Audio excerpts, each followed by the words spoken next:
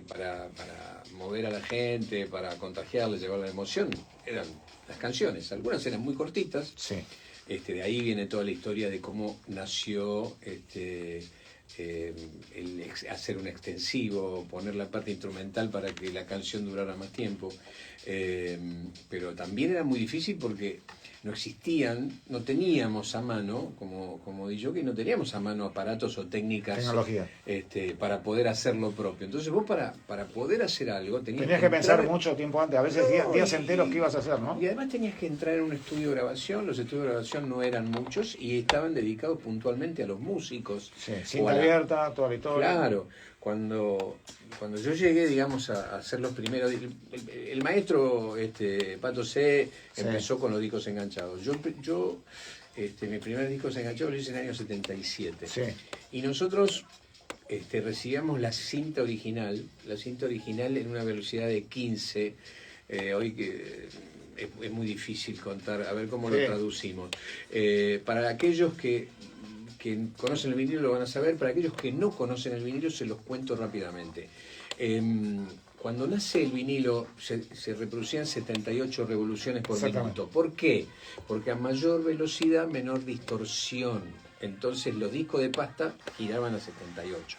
Por eso los viejos discos de tango, para la gente que se está acordando, que hoy visita un museo, ve que la pasta así gruesa era 78. Y ¿cómo puede ser si era más pesado? Claro, después, cuando se empezaron a tener los discos simples para que se escucharan lo mejor posible, estaban en 45. Sí. Y cuando ya tuvimos los long play, los álbumes, empezaron a girar en 33, un tercio.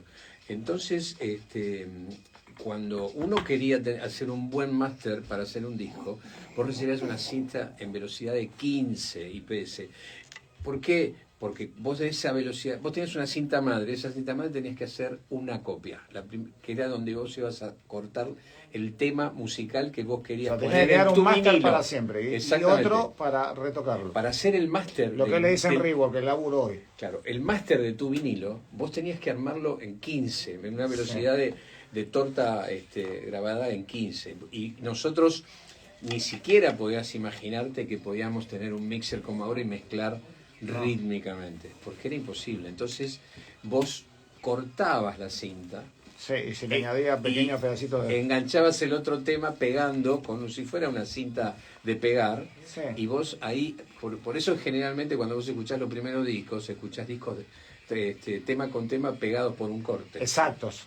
Exacto. Pero entonces vos... los operadores de esa época tenían ese momento justo del dedo que, o sea, donde vos, cada uno usaba un dedo distinto. Yo estaba con el técnico operador y yo decía, vamos a enganchar acá. Entonces acá cortábamos, pegábamos el otro y vos tenías que tener, porque tampoco es como ahora que tenés un BPM automático que te cuenta cuántos golpes por minuto tenés, por supuesto, sino que nosotros usábamos ¿cómo se llama? El osciloscopio. No, el osciloscopio no. El de música. El de música, sí, claro.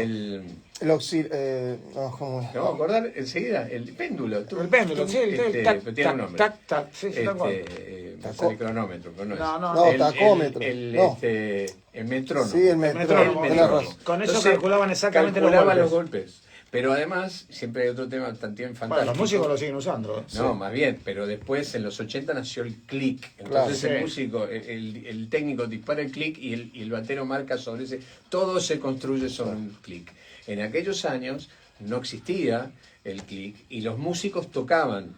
Y muchas veces, y te lo digo hoy, probablemente están corregidos, pero si vos agarrás los temas muy famosos de esa época, por ejemplo, Good Times de los Chic, o agarrás... El bajista era negro, ¿no? Siempre. Sí, como se la tenía. Pero vos agarrás Good Times de los Chic o agarrás, por ejemplo, Ladies Night de Kool and the Gang, y los ponés tocados y se van de tempo. Se va. Totalmente. Entonces...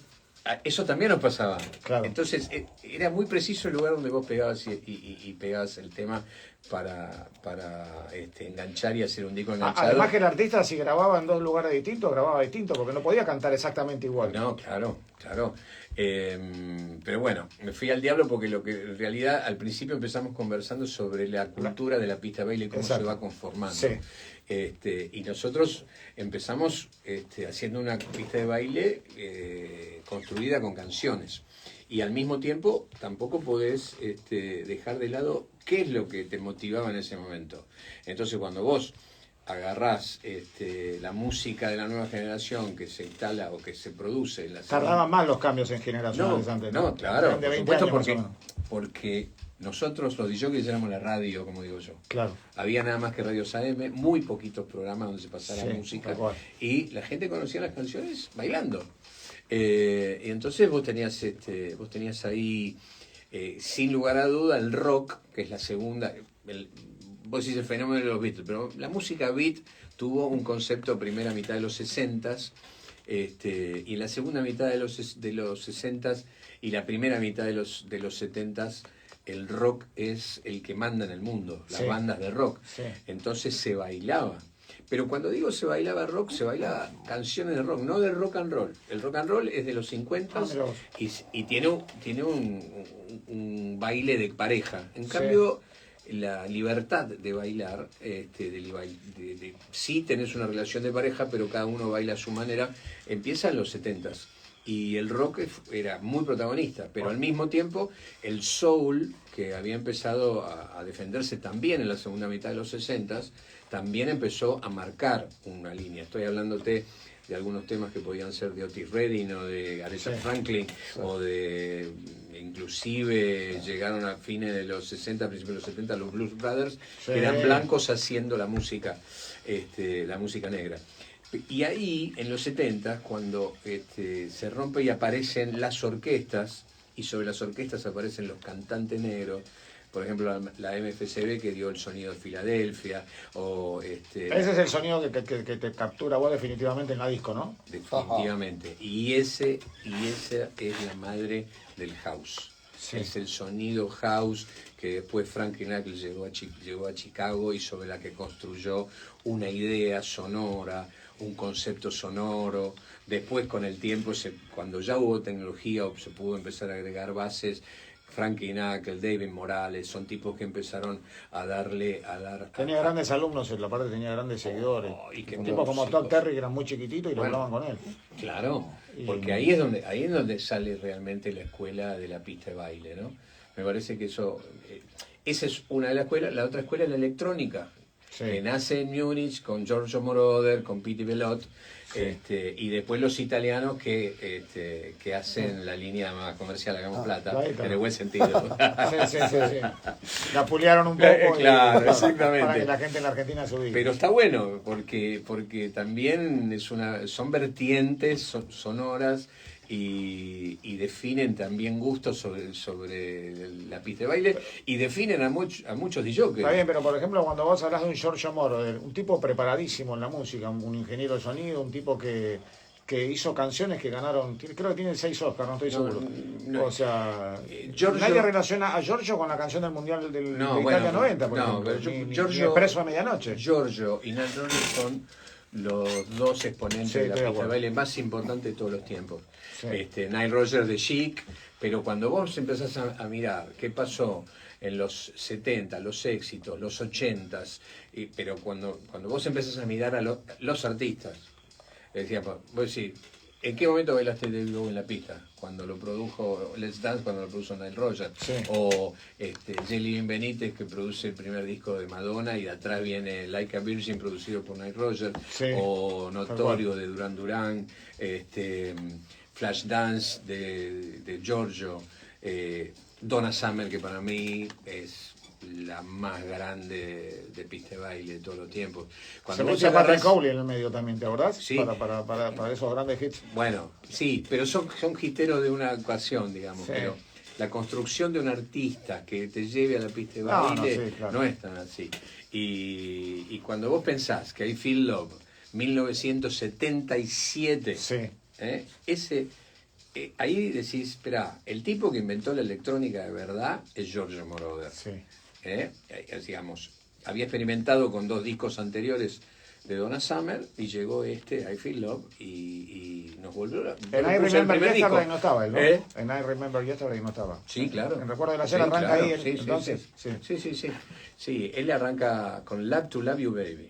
Esa es una historia que siempre la cuento porque mi maestro Miguel Vázquez me lleva a Mau Mau y Mau Mau recibía discos de todos lados, pero sobre todo de Europa. Hay muchos chicos que quisieran saber qué es Mau Mau. Mau Mau es la primera, es una UAT, la más importante que tuvo la Argentina.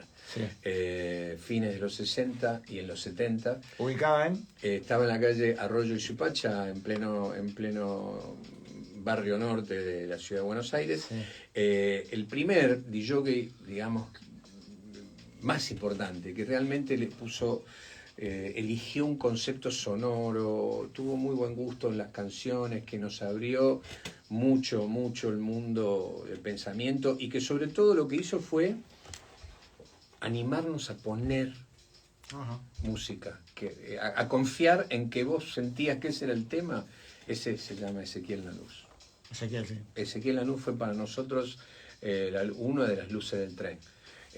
Otros artistas... Qué tipo querido, ¿eh? Sí, un tipo maravilloso. Generoso. Fue para mí mi gran inspirador, sí, diría, porque yo era muy chico, salía del colegio, tendría 14, 15, y me paraba en la vidriera donde él tenía el negocio y veía las consolas con lucecitas y búmetros, y me volaba la cabeza. Claro. Eso me hace acordar siempre a una canción muy linda de Vivencia que se llama Los juguetes y los niños. Sí. La canción de Vivencia es Y Los mientras juguetes. los niños sufren, los juguetes afuera. Bueno, pero ¿sabes en qué está inspirada? En que ellos no tenían guita, se paraban en la puerta de Dayam, la casa que vendía instrumentos musicales, y los tipos Decía, ¿qué veían los hacemos en instrumentos la- como juguetes. Qué ¿entendés? linda canción para recordarla en la rock, Claro, ¿no? Porque... así que, bueno, un poco me pasó lo mismo, y yo veía esos equipos de Ezequiel Lanús y decía... Me dejaste con esa frase. ¿Eh? Y mientras los niños sufren, decían. Sí. Los juguetes se Se preguntan. preguntan. En ese caso, el juguete tuyo era... Claro, ¿qué hacemos en la vidriera? ¿Qué hacemos Se en la preguntan los vidriera juguetes. si lo podemos disfrutar? Claro. Por eso, es muy linda esa historia. Y bueno, ahí tenés la evolución. Entonces, cuando vos ves la evolución de la pista de baile, de los sonidos del mundo, de la segunda mitad de los 70, que es donde realmente se puede decir que nace la pista de baile, que nace el mundo... La lectura verdadera. Claro, y tenés a Tall Mountain que produce lo de Gloria Gaynor. Sí. Y Gloria Gaynor Fue muy contundente, Gloria, para decir cuándo se terminó la música. Fue un tema además, comercial su respuesta. No, pero además él lo que hace es pega 3 temas de Gloria, engancha las partes instrumentales, por eso hace un extended, pero para los DJs era un disco enganchado de la misma artista, que traía Never Can Say Goodbye, y traía Richard Bider, un tema muy famoso de los Four Tops de la época de la Tamla Motown, los sonidos, digamos, los sonidos negros de Atlantic Records, de Tamla Motown, de los fines de los 60, donde aparecen las escuelas, donde aparece Diana Ross and the Supremes, sí, aparece Marvin Gaye, aparece un Stevie Wonder, y como en ese entonces había mucho racismo en Estados Unidos... Quincy Jones sabía un poco. Quincy estaba en el jazz todavía, pero como en ese entonces había mucho racismo, Berry Gordy, que es el creador de la Tamla Motown, arma una escuela para que todos los artistas supieran cómo, para que nadie nos pudiera criticar del mundo blanco. Sí. Era época donde en muchos estados de los Estados Unidos la gente de color tenía que entrar por la puerta de atrás, tenía que sentarse en otro lugar, no hacer podía una cola juntarse. distinta, extensa. Y en esa escuela nacen gente que escribe canciones, músicos que arreglan, y la nueva generación. Entre la nueva generación, entre los primeros que aparecen, porque tenían 13 años, es Steve Wonder, pero después aparecen 5 hermanitos que son apoyados, Los Jackson. exactamente, los Jackson, y el más chiquitito, que era la voz impresionante, Michael. Que nos mantuvo vivos 20 años. Claro, y que tuvo de sus maestros a Diana Ross, a Marvin Gaye, sí, etcétera, etcétera. Bueno, esa negritud fantástica, más algunos sonidos de distintos lugares, por ejemplo, de Texas aparece Barry White, todo eso empieza a conformar un sonido que es donde se va congregando en la pista de baile.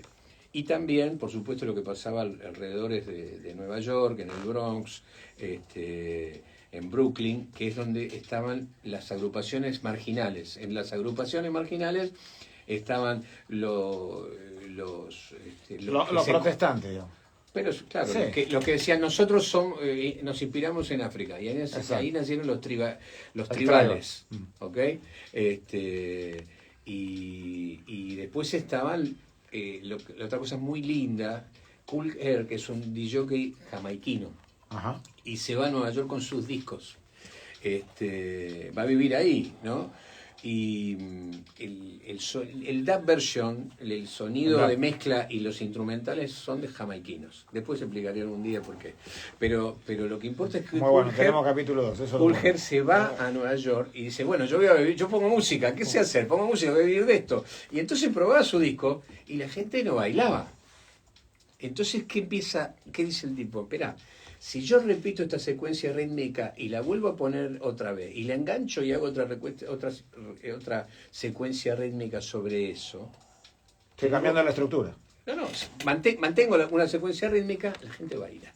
No importa si la música que yo traje no la conocen. La gente entiende esta rítmica. Y entonces sobre la estructura esa empiezan a aparecer los bailarines y se empieza a construir el hip hop. Ahí básicamente tenés los tipos que empiezan a hablar. Los MC, los masters de ceremonia, empiezan a hablar. Entonces tenés en ese conurbano de Nueva York, tenés los rítmicos naturales africanos, ¿no? De África Bambata, tenés la rítmica del hip hop que hace Kool Herc, y tenés un tipo que descubre el BPM. Descubre que desde acá hasta acá yo puedo armar una rítmica repetitiva y mantener el beat. O sea, estamos hablando de que está definiendo un género. Exactamente. Rítmicamente entonces, que es DJ y es Grandmaster Flash. Claro. Entonces ahí, entonces vos ahí tenés ese sonido, más el sonido de los DJ blancos, de los boliches de Nueva York, de los músicos o de los cantantes, como es el caso de Gloria Gaynor, por ejemplo, las bases de las orquestas, como es la MFCB de Filadelfia, que arriba de ellos canta Lou Rawls y canta Teddy Pendergrass y canta Harold Melville and the Blue Notes. Hay piel de gallina en esa canción. Hay piel de gallina. Y entonces algo te empieza a pasar. Yo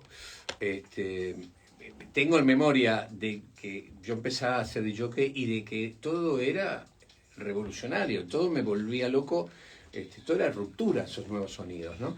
Y sucede otra cosa bastante impresionante. Nosotros en Argentina teníamos Música en Libertad, teníamos Alta Tensión, donde había... Bravo hicimos. Claro, pero había grupos de chicas y chicos que bailaban canciones. Allá pasa lo mismo. La diferencia es que el programa central de baile se llama Soul Train. Y hay una... Como una disco en Argentina que ahora se llama Soul nada más. Bueno, claro. Y ¿sabés qué pasa? El Soul Train, la banda, el tema original del programa es The Sound of Philadelphia, el sonido de Filadelfia de MFCB. Y ahí teníamos un ritmo que decía, esperá, esto es maravilloso para bailar. Y la otra cosa que pasa es que aparece un tipo que se llama Van McCoy, y Van McCoy, instrumental, hace un tema que se llama The Hustle. The Hustle, que tenía un corito muy suave. Bueno, cantando no somos los mejores, pero los identificamos. Pero ¿sabés qué pasa con The Hustle? Y decía, To The Hustle. No, lo mismo decía. Sí. Pero nacen las coreografías. La gente empieza a bailar el hustle con una coreografía. Y ahí también empieza a pasar que vos tenés que saber bailar. Sí, si no sabías bailar, quedabas muy mal adentro de una pista. Digamos, lo que muestra Fiebre del Sábado por la Noche... Lo que habrás visto vos, porque hubo pasos que sacaban flechas de atrás y tiraban. Fiebre del Sábado por la Noche lo que hace es ponerte, visibilizarte en el mundo blanco, algo que existía en el mundo negro. Bueno, que era su competencia, gracias a Dios serían. Bueno, como te lo dije, o sea, Fiebre de Sábado por la Noche, y los grandes conocedores del baile, los músicos y los bailarines que sabían bailar, inventaron el Gracias a Dios es viernes. Por suerte, porque los viernes salen los que sabemos bailar, los que escuchamos la música y todo. Y ahí, bueno, ahí tenés ahí aparecen otra nueva camada de compositores, Lionel Richie, los Commodores. Lo de Lionel fue tremendo. Las canciones más lindas, la más importante de todos los tiempos, que fue la que reunió a los artistas más importantes, era de Lionel. Sí. Muchos pensaban que era de Michael. No, era de Lionel Richie. No, y fue ahí, pero bueno. Usa fononáfica. Usa fononáfica. Entre los dos. Perdón. Ya son los 80. Los 80 ya es la consagración del pop, ¿no? Y ahí sí, digamos, cambian los sonidos. Pensar solamente, por ejemplo, y los músicos, ¿no? Pensar solamente que la línea de bajo de Billie Jean que hizo uno de los Brother Johnson.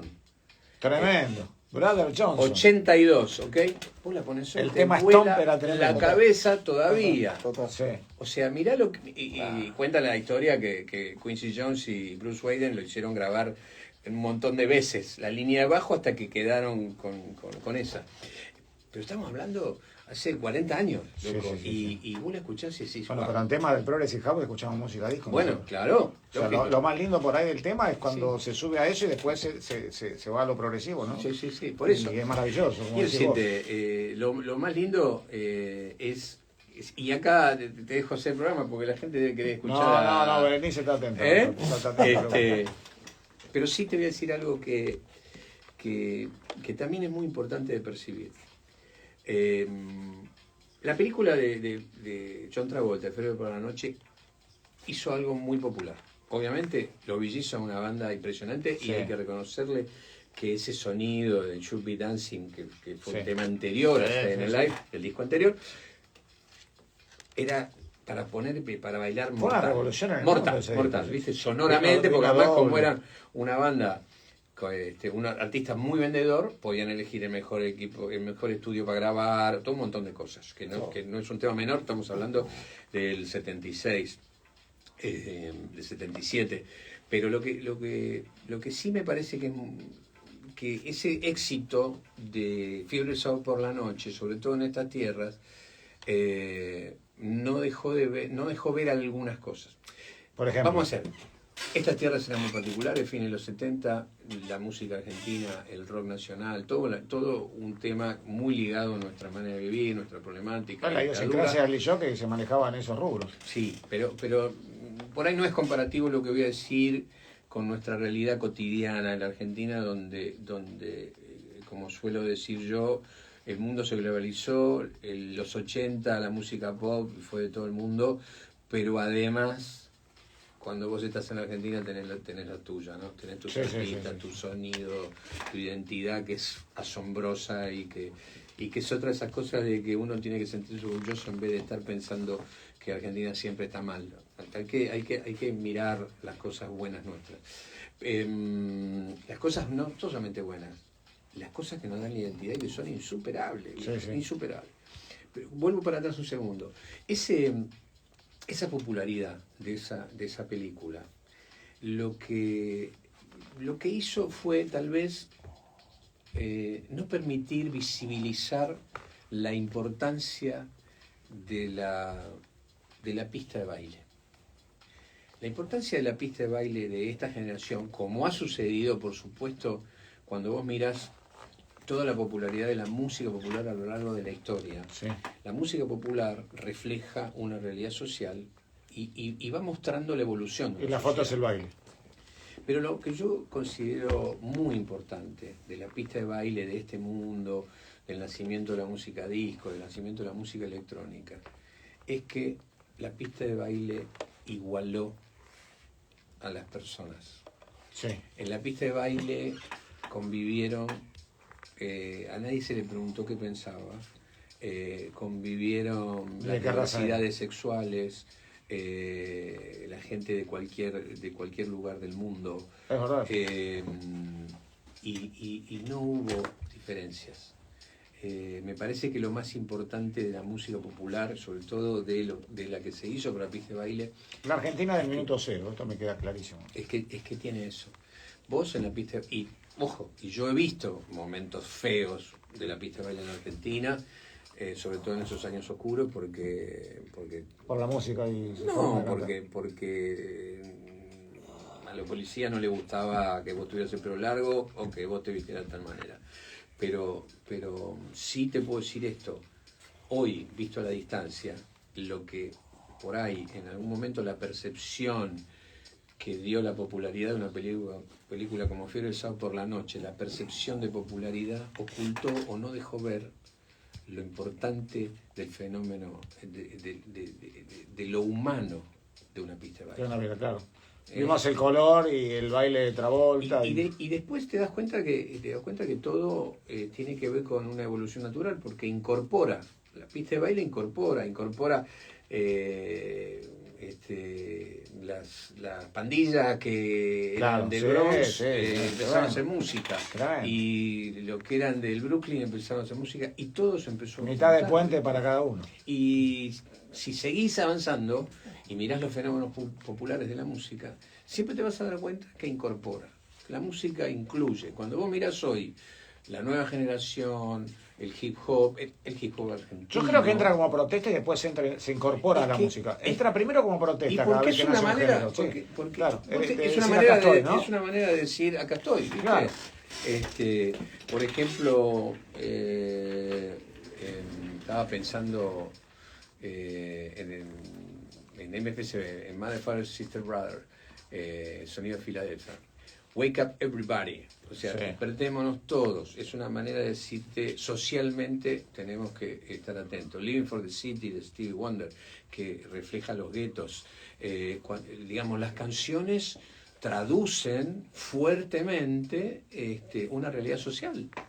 Igual que acá, o sea, cuando vos mirás el desarrollo por ahí del rock nacional, por ejemplo. El rock nacional. Te cuenta todo, te hace un relato perfecto. Y aún hoy, me parece que lo importante también es importantísimo. Pero poéticamente, porque hemos tenido intérpretes que fueron autores, porque algunos ya no lo tenemos, que describieron la historia de nuestro país y que fueron poetas grandiosos. El Flaco. León Gieco, León es nuestro cronista, Charlie. Sí, escúchame. O sea, Charlie además tiene una cosa muy especial. Con Charlie se abre la puerta al pop nacional. Es decir, vos las canciones del rock nacional las pudiste llevar a la pista de baile. Sí. Charlie, Virus, Soda Stereo, Abuelo de la Nada. Vos empezaste a llevar... hoy, esas eran las armas. La pista de baile, vos bailás Miranda porque hubo un virus. ¿Entendés? Sí, tal cual, sí, muy bien. Bueno... Ustedes tienen ganas de hacer un buen programa. Está bueno porque hay muchos que no saben de dónde venimos. O sea, la historia pura. El otro día me incorporé al programa de los chicos de los auténticos a Enciendan los Parlantes porque quise intervenir. O sea, no sé por qué quise intervenir y dije que para mí antes las generaciones eran de 20 en 20, después fueron de 10 en 10, de 5 en 5. Y hoy no sabes el cambio generacional cuando sea. Puede ser en una canción como Bizarrap, que de golpe tiene 80 millones de reproducciones mañana. Entonces, sí, pero más allá de que el formato, el sistema, la cosa digital, cómo se escucha la música tiene hoy, que ver con eso, lo más importante para mí del Visa, que es el sonido, su creatividad, ojo, esto es lo que para mí tenemos que prestar atención, ¿viste? Porque, Shakira es una artista súper conocida, o Quevedo en lo suyo, pero vos escuchás el sonido, sí, tal cual. la construcción de Bizarrap. Lo que quiero decirte es que está bueno porque nosotros siempre evolucionamos y miramos. Dijo esto y nada más. Para mí la música va del 5 al 5, te lo dije alguna vez. Para mí, la Segunda Guerra termina en el 45, el mundo necesitaba canciones románticas, enamorarse, volver a armar parejas. Del 45 al 55 pasa eso. Ahí interviene mucho Francia, en las canciones sí, muchísimo. Nostálgicas. Sí. Del 55 al 65, el rock and roll es el protagonista, se baila. La nueva generación, sobre todo, digamos, hablando en muchos lugares, todavía pedía permiso a sus papás. Pero la evolución de los 60... Estaba ese Little Richard que hizo un descontrol, me acuerdo. Chuck Berry, Little Richard, sí, pero estaba Rebelde sin Causa, claro. Por ejemplo. Y ahí, a partir del 65, que un día se encuentran los Beatles con Bob Dylan y dicen, Tremendo. viste, tremendo, y los Beatles, ¿cómo tocas con una guitarrita y una armónica? Le dicen a Bob Dylan, y usted es peor, dice, escribe esas canciones tontas. ¿Cuándo se van a poner a escribir canciones de verdad? Y bueno, ahí nace el rock, obviamente, Eric Clapton, un montón de gente increíble, ¿no? Pero bueno, y del 65 al 75 el rock es protagonista, del 75 al 85 la discoteca, la música disco, la electrónica. Los primeros remixes de la música disco. Y después viene el mundo, la música pop, donde el pop es protagonista, nace el videoclip, vos además de escuchar al artista lo empezaste a ver. Claro. Y después ya viene el mundo de lo tecno, la música electrónica, la tecnología. Sí, la tecnología ¿viste? Como ayuda. Siempre debatimos, o sea, hemos tenido algún debate hasta con Hernán Cataño y nuestra editora Miki acerca de en cuánto ayuda la tecnología. Digamos, Hernán no está acá donde está hoy, que se lo merece porque llegó hasta acá. Está porque un día escuchó a Pink Floyd y de ahí en más, viste, fue entendiendo y eligiendo su línea y aprendiendo a llevarla adelante. Bueno, hablé un montón. Y te quería decir que es Nacional Rock. Estamos en el DJ Time. Ustedes saben que en la película Fiebre de Sábado por la Noche, cuando se va enojado de la casa porque prácticamente el padre lo echa a John Travolta, en el camino que estaba lleno de gente en la vereda, ¿sabés con quién se choca y se da vuelta y se mira muy mal? Con Sylvester Stallone. Es una perlita que nadie... Sí, me contaste. La pueden buscar en YouTube. Y se lo llevan puesto con el hombro, y el que se da vuelta es Sylvester Stallone. O sea, siempre él estuvo con la música. Le dio un apoyo enorme a Survivor, también le dio un apoyo enorme. Muchos dicen que es su grupo. No, porque también hay que entender que el cine que fue otro lugar donde se conformó y se construyó la cultura popular, era un lugar obligado de todos nosotros. Sí. Y entonces las películas también trasladaban al artista, a las canciones. El artista quería estar para ver quién era la banda de sonido. Yo creo que pasaba por ahí. Otro era Eddie Murphy también, estaba presente con todo. Vos viste que los músicos de Eddie Murphy son muy conocidos. Sí, pero son muchos de los que nombraste hace un rato. Pero me parece... me parece que hay un montón de películas que fueron sumamente valiosas y que trajeron artistas o que nos permitieron a los DJs descubrir artistas, ¿no? Así que bueno, nada. Hay mucho por hablar. Un día les cuento la historia de la rap version. Sí. Si tenés ganas. La rap sí. Por eso te dije, me queda para el capítulo 2, pero ¿crees que Gloria Gaynor fue la representante de las mujeres, la que inserta a las mujeres en esta historia con su canción donde ella cuenta una vivencia en Sobreviviré y además cuenta, personalmente tuve la suerte de conversar con ella. De conversar con ella porque sin dominar el inglés, todo lo que se habían presentado para la nota, yo sabía, pedí el último lugar, el 7º me acuerdo. Y claro, no sabía que hablaba castellano muy bien ella. Y ella cuenta y dice que la música disco se termina por una cuestión de dinero. Entonces yo me quedé. Bueno, la explicación era muy fácil. Me dice, ¿sabes qué pasa, Claudio? Que si necesitamos 25 cantantes, 50 instrumentistas, 20 trompetistas, y en el estudio 20 ingenieros, todo eso, hoy con una maquinita y gran talento y un ingeniero, el presupuesto se baja al 200%. Y ahí me callé, ella había entendido todo. Bueno, se había entendido todo. Porque la tecnología evoluciona. La explicación la dijimos recién. Bizarrap, una persona que hace todo y que viene un artista y canta. Claro. ¿Qué es el mainstream, digamos? ¿Qué es el negocio de la música? También hay que entenderlo por ese lado. Pero también hay que entender, obviamente, siempre más caro poner más gente arriba del escenario. Con ese criterio también los músicos decían, ustedes los DJs nos sacan el laburo. Sí. Pero también eran los que lo difundían. Estuvo muy controversial. Bueno, claro, por eso. Es un tema porque tiene que ver con la evolución del mundo y tiene que ver con... Porque antes era como decías vos, no había tantas radios que difundían a artistas muy conocidos. Y que nos ponían el DJ, que después te iban a preguntar, ¿cuántos te iban a preguntar cuando terminaba de tocar? ¿Quién era este? Se iban a la disquería a comprar. Claro, exactamente. Era la única forma de saber. La mejor, o sea, hoy me quedo con algo tremendo que dijo Alejandro Ponlecica, que fue, nosotros como DJs éramos la radio, o sea, era el elemento de difusión directo para que la gente se encontrara, buscara y eligiera a su artista. Las personas que conocían los artistas cuando iban a bailar, porque además en esta evolución hoy es fantástico porque somos muchos los DJs y en una noche uno hace un set, otro viene el otro, viene el otro, viene el otro, pero en aquellos años, que también en años, un día también hablaremos de nuestros, ¿cuál es la palabra? De los dueños de los boliches que nos contrataban, digamos, y como siempre eran bastante miserables, todavía tenían dinero para pagarle a un choque. Entonces uno llegaba y laburaba 6 horas. Claro. Vos ponías música 6 horas. Entonces en 6 horas... Sin distracción porque se iba el tema. Claro, tenía 2 temas para ir al baño, buscar algo para tomar y... ¿viste? Y tenías que tener una ayudante que siga un cacho. Pero en esas 6 horas, y vos ponías cantidad, y había canciones cortas, no es que ahora vos pones un tema, viste, dura 7, 6, lo enganchabas con el otro, cerrás, haces eso, no, 3 minutos, como mucho.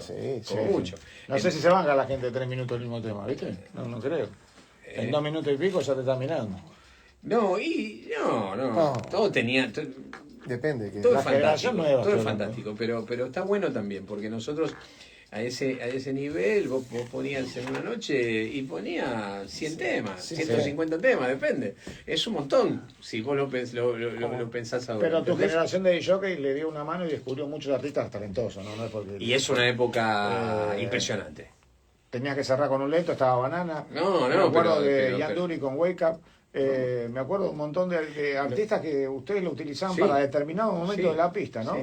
En algún momento vamos a pasar esa música para que vean los chicos de dónde venimos. No, pero además tenés otra cosa que tiene que ver con, digamos, hoy vos no considerás prácticamente nada que no esté cantado en inglés, pero en esos 70s y lo que sea, uno ponía música en italiano, en francés, en portugués, en inglés, en español.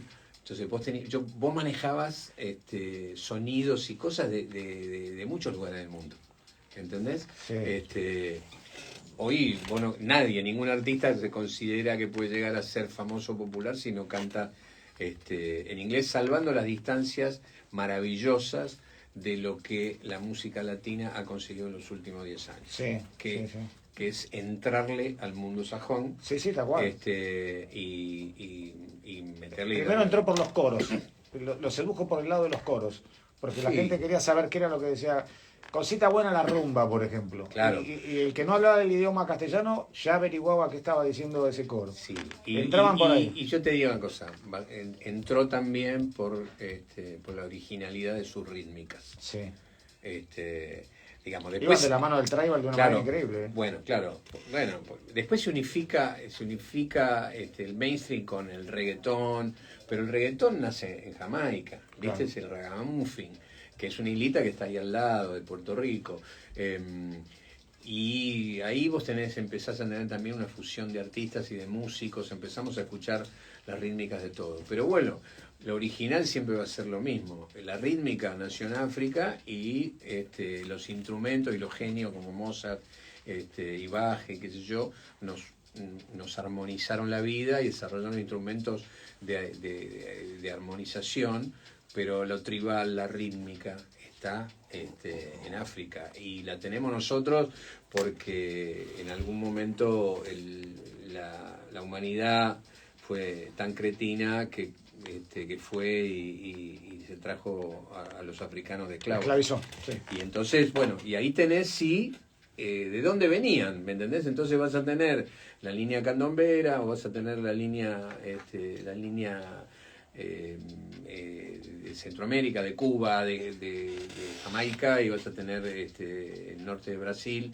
Todas son rítmicas, o la rítmica que llegó a Colombia, todas son rítmicas tribales. Y después tenés las fusiones del mundo, probablemente la Luisiana, en el sur de los Estados Unidos, que es donde nace el jazz, pero probablemente la Luisiana haya sido, ese puerto francés haya sido el lugar donde por primera vez se juntan tantas idiosincrasias diferentes, venían los marineros, venía el sonido folclórico de los escoceses, de los irlandeses, la rítmica de los esclavos, los work song, las canciones de las plantaciones y los instrumentos. O sea, digamos, los esclavos empezaron a usar instrumentos básicamente para hacer ritmo, la tabla de lavar, el alambre para secar la ropa, que era la rítmica, los tambores, ese lenguaje africano. Pero tenían un vocal tremendo. Venían las acordeones chiquitas de los escoceses o de los marineros o los violines, y ahí empezó a encontrar un sonido que en el tiempo se llamó jazz.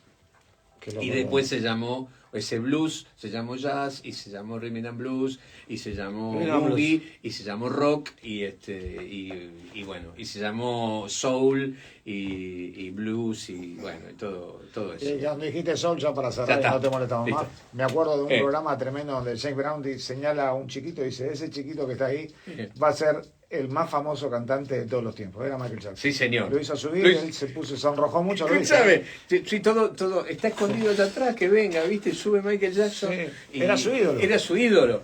Y dice, cantate algo, no sé qué. No. Dice, no, me da vergüenza, no sé qué sé yo. Bueno, hace algo. Y hace, en un minuto, hace todos los bailes, todas las coreografías que hacían James Brown. Sí, claro. No, James Brown. James Brown, sí. Y todo el mundo se volvió loco, inclusive James Brown. Qué puntapié ese, ¿no? Ahí tenés. Qué bueno cuando un maestro te elige así también, ¿no? Ahí tenés otro caso fantástico, que es el caso de James Brown. Porque el funk lo define James Brown, que no era un músico.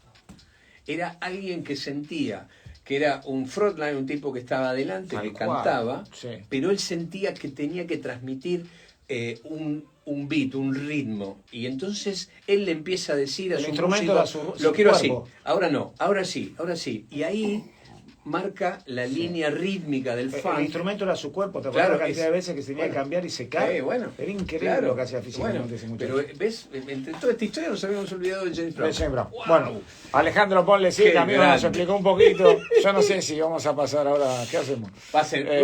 Chau, los quiero mucho. Nos vamos a unos comerciales. Cuando volvamos, un temita y vamos a contar una nota que vamos a presentar de Paul Van Dyk que nos cedió de una manera increíble. Estuvimos también pendientes con Alejandro porque vamos a contar esto.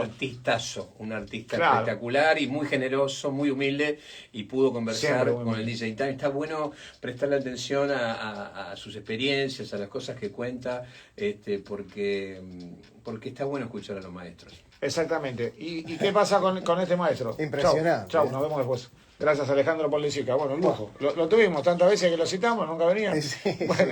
Hoy vio luz y subió, ¿no? Además es el director de Radio Nacional. Amigos, contarles que Paul Van Dyk nos costó mucho poder agruparnos, hacer la nota con Farías, con Fer de RAE, porque prácticamente yo creo que ya después de la nota pasó por 2 países. Más allá de su presentación de ayer, ya habrá terminado la de hoy, está viajando otra vez, se hacía imposible, tenía un cansancio increíble. O sea, porque el manager pasa a ser el manager del lugar, pero siempre tiene un manager que es el que realmente es el dueño del artista prácticamente, ¿no? De las decisiones del artista, no del artista. Pero se incomodó muchísimo poder hacer la nota por una cuestión física y de la cantidad de viajes. Me acuerdo que llegó de Chile, no lo pudimos agarrar, nos cambiaron los horarios y bueno, hicimos la nota que, como él la había prometido, y además que en el 98 nos habíamos conocido en Alemania, y bueno, nos regaló un par de respuestas bastante interesantes. Nos vamos a Berenice, al control central. Cuando volvamos hay un tema y después estará hablando con nosotros Paul Van Dyk.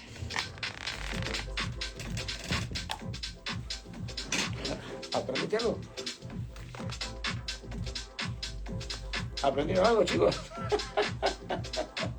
Hoy fue telescuela. Bueno, tremendo lo de Alejandro Ponlecica. Todo lo que me faltaba, voy a tratar de mirar muchas veces este video para terminar de aprenderlo.